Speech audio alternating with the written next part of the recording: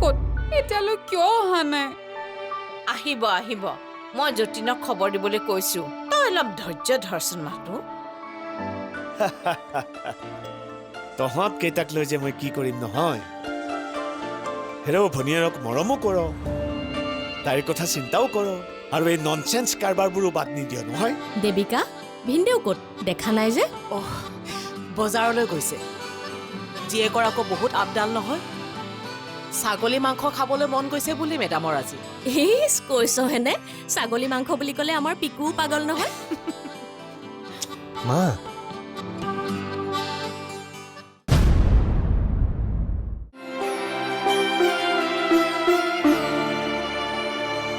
বজাৰ কৰিছা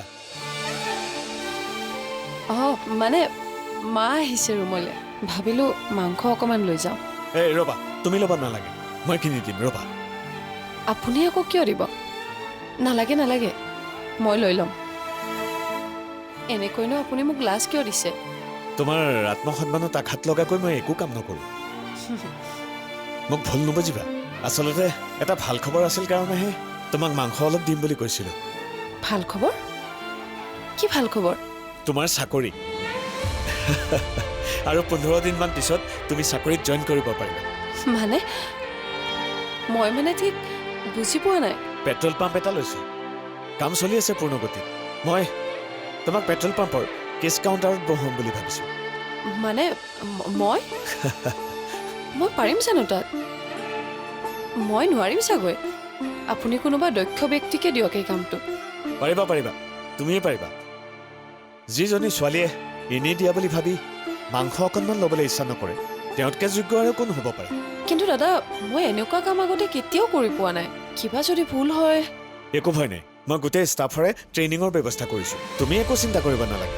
দাদা আপোনাৰ মাংসটো ৰেডি ৰ'বা মই আহি আছোঁ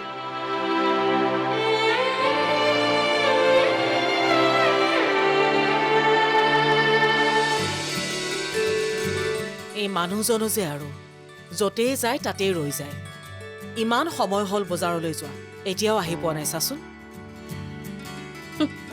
ইমান যে খং কৰিব পাৰ নহয় তই দেৱী সোনকালে বুঢ়ী হৈ যাবি চাবি এনেকে খং কৰি থাকিলে তই কেনেকৈ বুজিবি এইবোৰৰ যন্ত্ৰণা সঞ্জয় দা ইমান বুজা মানুহ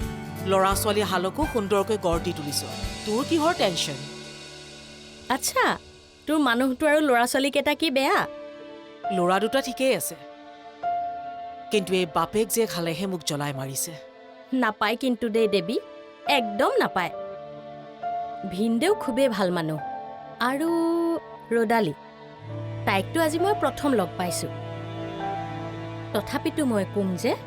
ইমান মৰম লগা আৰু পুতলা যেন লগা ছোৱালীজনীয়ে কাকো জ্বলাবই নোৱাৰে কাণ্ড কাৰখানাবিলাক দেখা নাই নহয় দেখা হ'লে এনেকৈ নকলিহেঁতেন দেখা নাই কিন্তু শুনিছোঁ পিকুৱে কৈছে নহয় স্কুলত বিষ্ণুৰাভা দিৱসত প্ৰথম পুৰস্কাৰ পোৱাৰ কথা দুয়োটা প্ৰাপ্তবয়স্ক হ'ব লাগিছিল বুজিছ মইতো তোক চিধাই ক'লোহেঁতেন যে মই তাইক মোৰ বোৱাৰী কৰি লৈ যাম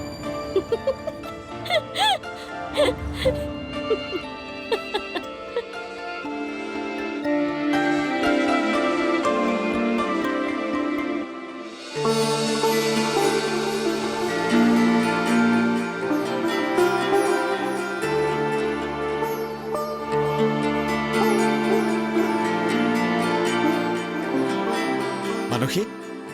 এইখিনি লোৱা লোৱা এইবোৰনো কি দৰকাৰ আছিলে আপুনি মিছাতে কষ্ট কৰিছে মোৰ একো কষ্ট হোৱা নাই তুমি নতুনকৈ চাকৰি পাইছা গতিকে আজি মাছ মাংসৰে এসাঁজ খাব পাৰিবা আপুনিও যে নহয় এইবোৰনো কিয় কৰিব লাগে তুমি মন পুতি কাম কৰিলেই হ'ল মই বিচৰাখিনি তেনেকৈয়ে পাম আচ্ছা তুমি যাব পাৰিবা নহয় পাৰিম মই গৈ থাকোঁ তেতিয়াহ'লে ঠিক আছে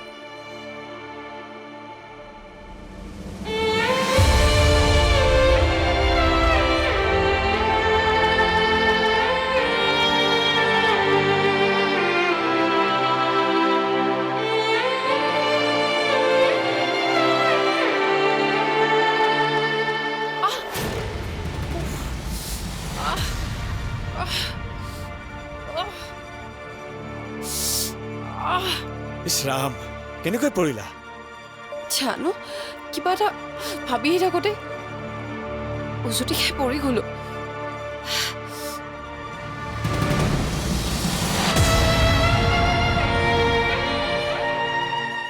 চাদৰখন ভালকে লোৱা মানসী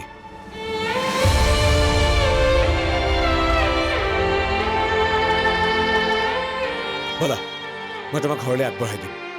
আহা